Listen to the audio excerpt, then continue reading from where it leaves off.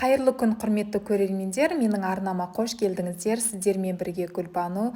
Бүгін ерекше ыстық тағам түрін сіздерге жасап істеп көрсететін боламын.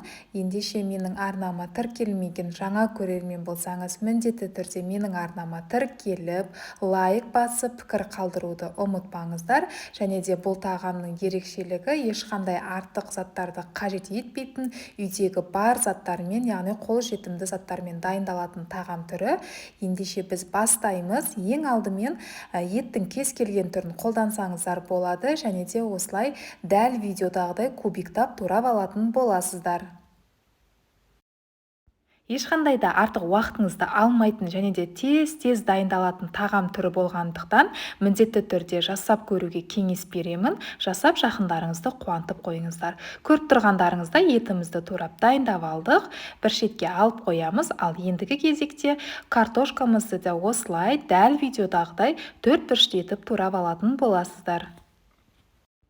Құрметті көрермен, менің арнамнан ыстық тағамдардан бөлек түрлі тәттілердің, салаттардың рецепт түрлерін таба аласыздар. Және де сол үшін менің арнамнан алыстамай, яғни қазақ каналдарының дамуына өз үлестеріңізді қосып, міндетті түрде тіркелмеген болсаңыз, тіркеліп қойыңыздар. Көріп тұрғандарыңыздай дәл видеодағыдай сәбіздерімізді де кубиктап турап алатын боламыз. Сәбізіміз бен картопымызды турап дайындап алдық. Ендігі кезекте капустамызды да осылай жіңішке ұзынша етіп турап алатын боласыздар. Келесіде қандай видео рецепт шыққанын қалайсыздар, міндетті түрде комментарий бөліміне өз ойларыңызды жазып қойсаңыздар да болады. Сіздердің әрбір ойларыңызды, пікірлеріңізді міндетті түрде оқитын боламын. Ал ендігі кезекте пиязымызды да осылай ұзынша жіңішке етіп турап дайындап алатын боламыз. 2 немесе 3 тісше сарымсағымызды да осылай ұсақтап турап дайындап алатын боламыз. Барлық заттарымызды осылай турап дайындап алдық. Ендігі кезекте қазанымызға майымызды құйып, майымыз қызыған соң етімізді салып қуырып алатын боламыз. Қызарғанша жақсылап қуырып алыңыздар. Бетін жауып 15-20 минутқа қалдырамыз.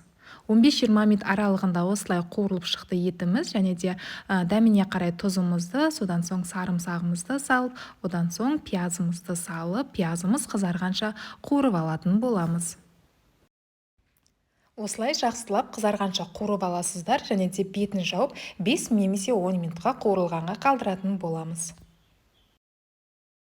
Көріп тұрғандарыңыздай пиязымыз қуырылып дайын болды. Енді жаңағы турап алған картоп және де сәбізімізді де оның үстіне капуста, помидорымызды салып, жақсылап қуырып алатын боламыз.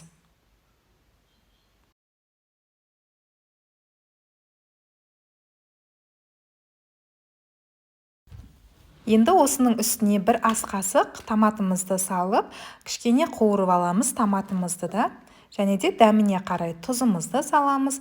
Түрлі тәтті дәмдеуіштер қоссаңыздар да болады. Және де барлығын қуырып алғаннан кейін үстіне суымызды құятын боламыз.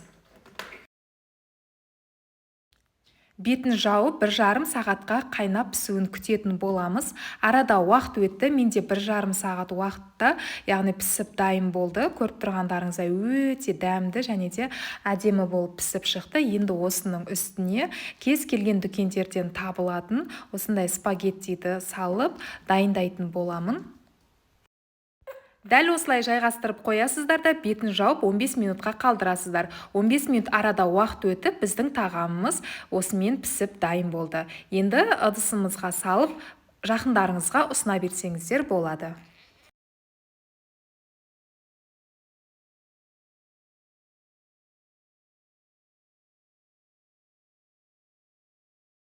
Көріп тұрғандарыңыздай ыдысымызға салып, осылай ұсына бересіздер. Міндетті түрде менің арнама тіркеліңіз, колокольчик батырмасын басып қойды ұмытпаңыз. Назарларыңызға үлкен рахмет. Сіздермен болған Гүлбану.